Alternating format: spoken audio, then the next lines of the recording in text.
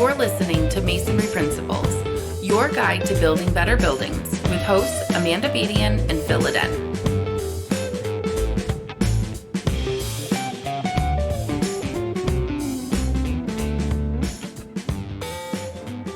Hi, I'm Phil, and welcome to Masonry Principles. Working with Amanda on this podcast has been really great, and I think we both have a lot that we can offer to designers and to contractors and construction managers in the industry. I'm a licensed professional engineer and structural engineer. I'm the executive director for the Masonry Institute of Michigan and also an adjunct professor teaching structural design. I'm Amanda. I am the Director of Business Development and Marketing for Upstate Masonry Institute out of New York State. Me and Phil wanted to get together. We thought things are a little crazy right now, and we've actually never met each other in person. But I think we prove that you can build relationships when you share a vision to make something great. And we both think that if we can get on this platform of podcasting and share the information and share the message that you can, in fact, build better buildings with masonry, it will just open a lot of conversations for the construction professionals designing with masonry and building with masonry. When it comes to safety and sustainability and total life cycle of a building, we're thinking also in regards to talking about the future of masonry and value engineering and the different options available. And I'm just really excited to get things started. So Phil and I have been building this podcast, and now we're finally here. We wanted to take a few minutes to introduce ourselves on a little bit more personal note, get to understand who we are, and when you start listening to us, you'll kind of be able to put some faces to names and some personalities, and just kind of go from there. Yeah, I think one of the things that we really wanted to highlight too is that in the masonry industry, we have so many resources available, but it's kind of hard to find them if you don't know where to look. And so we're looking to bring in a lot of experts because what I've found through my career is we're typically answering the same questions over and over and over. And what we're really trying to do is just bring the experts in to have one source of information for people to be able to use on their projects. And I'm excited about that. Yeah, I think that's really important for us to do. And we know that it can be frustrating in any regard in any industry that there's just so many people you can turn to, that we really wanted to build this platform as a base that if you have any certain questions, either you can reach out to us and we can answer them through the podcast, or we can answer them individually. I will note Phil will be our technical expert in regards to masonry principles. I'm more of the creator and the marketer for it, as I am still learning the masonry industry. But with that being said, let's get to know us a little bit more. So, if you don't mind, Phil, can we start with you? Yeah, definitely. Perfect. So, I have put together 3 questions I want to ask Phil. And the first one is, why did you choose masonry as the industry you wanted to grow in? That's a really good question. So, actually, early in my career as a structural engineer, I was really influenced a lot by my manager at the company I was at. And they were very supportive of being involved with professional organizations. And we already had a staff that was involved with AISC, with the wood industry. And I had a masonry design course I had taken in my master's degree program that always just kind of really stuck with me. And so I said I wanted to get involved with the Masonry Society, and I went to their meeting in Denver. It was that year, and I'll just never forget some of the relationships I was able to develop. Everyone was so inclusive, so helpful, and a lot of the relationships I formed in that very first meeting, I still have today. If I have a question, I can pick up a phone and call someone, and everyone's just friendly. Everyone cares about our industry. It's just a really great group of people that we have. And I'll never forget that. And I've always tried to be involved, going to both annual meetings. Since then, I am a voting member on some of their subcommittees and just trying to be as active as I can be, because I think a lot of those people have really helped me in my career get to where I am now. And so I think it's time for me to send the elevator back down, help people get where they want to be. Yeah, no, I think that's awesome. I will say I've had the same experience with masonry and just an industry that I have no background in, and then kind of just immersing myself into it, people are extremely helpful and they do want to share the information. And I think, as you and I continue our roles, it's our job to kind of create these platforms for everyone so we can give it back to the AEC industry or community, if you will, and go from there. My next question is, what do you think is the biggest misconception people have about masonry and why? I think that's a real good question. And honestly, in my role here at the Masonry Institute, a lot of the feedback I get when people think about the word masonry, right, is they think about pyramids. They think about these historic buildings, these mass masonry buildings. And what people don't realize is that masonry does have a lot of modern solutions, and we see it used on a wide variety of projects throughout the country now, and in some cases, solving problems that other construction materials just simply can't address. And so I think in terms of a misconception, I think we've really branded ourselves as kind of a historic building material that's been around, since the dawn of time. But I think we really need to challenge that misconception and start seeing how we can change that and how we can make people think of maybe masonry in a different light as a solution in more of the modern age. And why I think it's that way is just simply we haven't done a good job highlighting some of the newer projects. I mean, everyone can picture old mass brick masonry buildings in Pennsylvania, and places like that around the country. But we haven't really done a great job at highlighting some of these just awesome projects that we do have going on. And I think we can definitely improve on that. I think that's a great answer. And we will definitely dig deeper into like the different misconceptions of masonry as these episodes grow and we get to get different perspectives. So I'm really excited to dive into that because I think we really need to change the way people think about masonry. When they first hear it, it's like almost a scary word. They're like, it's too expensive. They just take it off the table. Yeah, and I mean, even with our website, we've had people, call in thinking of Freemasons and, wondering if we're involved in the Freemasonry movement. It's really just a perception, and I think we can do a better job, and hopefully through this podcast we can highlight some of that. Yeah, and we've got some really great forward thinkers. Like I think you're a great person to turn to. You've got 15 years in the industry, but yet you're still thinking ahead and like how we can grow. And I'm just really excited to hear more about it. Trying to think, what else can we ask? What did you want to be when you grew up? That's pretty easy. So I've always wanted to be an engineer my entire life, ever since I can remember. My grandpa worked at the county road commission, and I was just kind of always involved in the construction industry growing up. Started working in the testing when I was 16 and just kind of took it from there. But I remember even back to when I was little, and my wife and I have a kid on the way right now. And so we always joke about it. But I mean, Legos, stuff like that, that was just what I always wanted to be. And even now, I mean, we joke because I track all of our utility bills and everything in Excel spreadsheets. And I mean, I'm an engineer through and through. Always have been, as long as I can remember. So I've never, You're the numbers guy. never wanted to be anything else. That's awesome though. Like I can't say the same for myself. I wish I was on the straight and narrow path, but that hasn't been my case.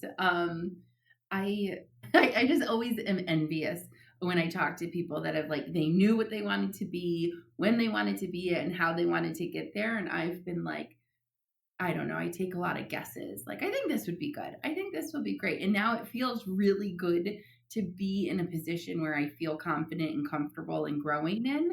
Because up until that point, like I was always in sales and marketing. But I feel like when you're selling, like you really need to like what you're selling, like to be passionate about it. I think that's how you sell a product is building relationships and knowing everything about that product. Definitely. What makes you passionate about this industry? So I just love sharing information. I think if you meet me, you can understand that in the sense of like I get very enthusiastic about things because I feel like everybody should know. Like why am I the only one learning this or not the only one, but like that was very selfish, but like I just like sharing. I just love sharing information. And when it comes to masonry, like I see how far I guess I can just say is I see it. I see the history in masonry, but I can also see the future. And I'm just getting really excited about it because there's so much good information out there, and the resources available are fantastic, and the people involved are even better. And it's like, I just feel like it's like the best kept secret, if you will. And I just want to stand on top of the roof and tell everyone, like, everything that I've learned, I've just been like, this is why can't this seems logical to me. Like when you're talking safety, and an example is, I guess I still have that sales brain, if you will. Like I still like to track the leads and talk to people and sway them to design differently and think differently, really. But there was a project right in where I live, a small little bedroom community, but there was a brewery and they were a victim of a structure fire, and it was a wood building, and they had posted their renderings of this new building that they were going to be building. And I had to ask, I knew the owner from a previous job.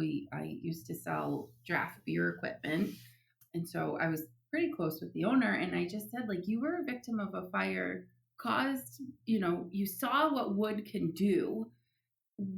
Why wouldn't you build with a different material that is fire resistant? And he just kind of looked at me like, well, I don't know, like I never really thought of it that way. And that's perfect. I mean, projects like that, like a brewery where you think about high moisture environments, you think about beer and having to clean it. I mean, I've been a home brewer for 10 or 12 years now. And I mean, I think about all the cleaning procedures I have to do. And I mean, how do you do that in a wood building? I mean, that's a great example of where masonry can provide a solution. Right. And like having that conversation, it was just eye opening for him. They had their renderings and I couldn't get them to switch their design. But I think it was a really good conversation, and it kind of just starts the conversation. And I think it's really important in my role to get people to think differently. And that's why we've got all these different platforms nowadays. Like you've got podcasts and social media and YouTube, and everybody can create content, but it's creating content that's relevant. And I think that's where you and I are going to get along really well, because you can share all your technical information and have all of that. And then I just want to broadcast it, and I absorb all of the information that you're sharing, because I am obviously still learning, a work in progress in learning in that regard. Yeah, and I mean, we can definitely play off each other's strengths, with this podcast. And so I'm really looking forward to that.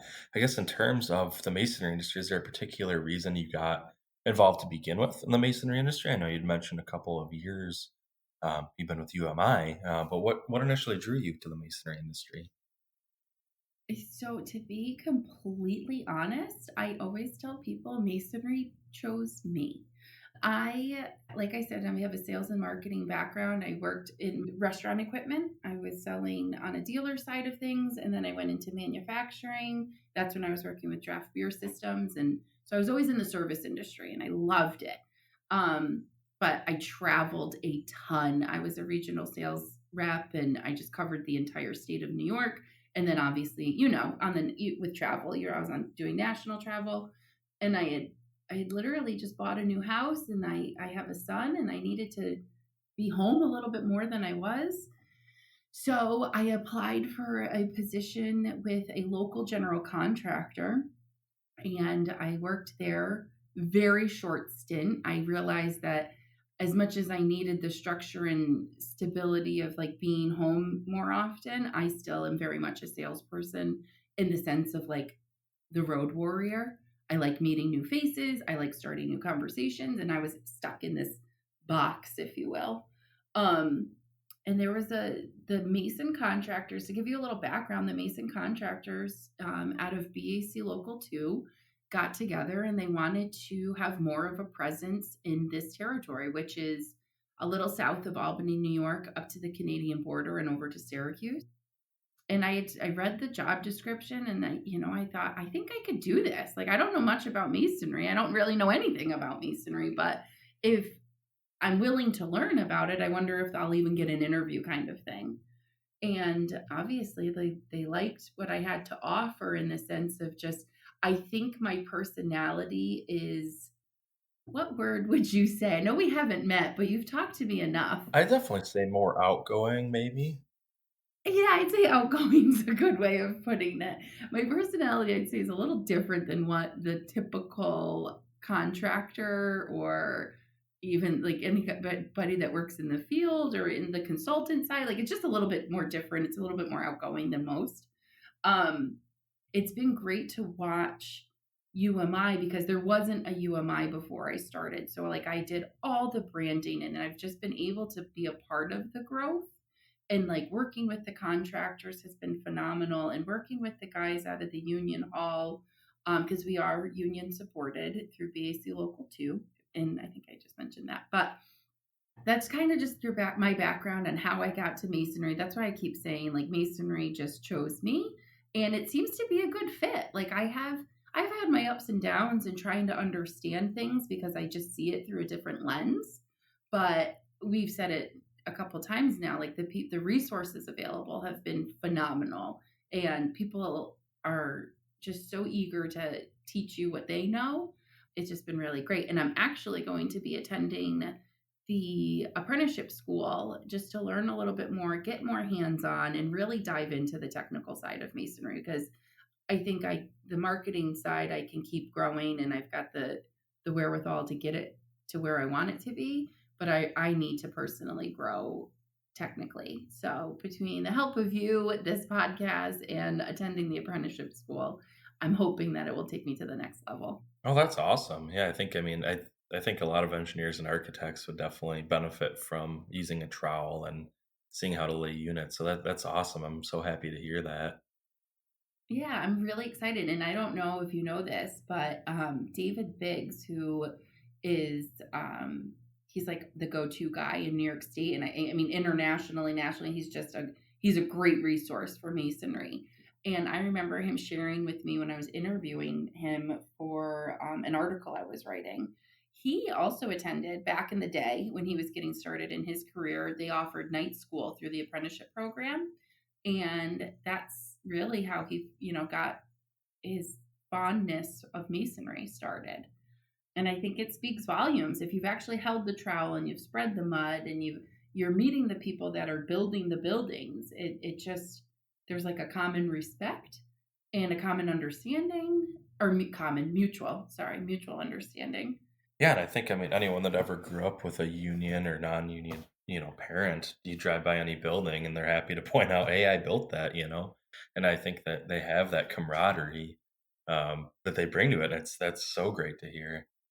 Yeah, I'm really excited to start that chapter. That will be, I mean, maybe one of our episodes I can fill you in on how it's going. I think we start in February, late January, early February. Yeah, definitely. Yeah, so I think that, I mean, I could keep talking forever. It's just one of my many qualities, but I think we really just wanted to get you all up to date as far as who we are and what we have to offer, and just kind of pick up on our personalities a little bit. And you, hopefully, as you listen, you'll listen to us grow in our roles of being your host for this podcast. And I'm really excited to get things started. And maybe one day, Phil, we can meet in person and do this. Hopefully, yeah, hopefully. Starting a podcast in the pandemic has been interesting, but I think it'll be a really good thing, and I look forward to everything coming up. Yeah, no, me too. So, with that being said, this was your little teaser of Masonry Principles, who we are, what we're doing, and why we're doing it.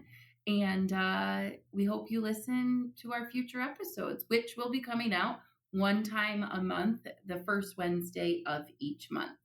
Thank you so much for listening if you've made it this far. And thank you, Phil, for letting me ask a few questions. Thanks a lot, Amanda, and I look forward to everyone tuning in. Thank you for listening to this episode of Masonry Principles. To continue the conversation, be sure to reach out to us by visiting masonryprinciples.com.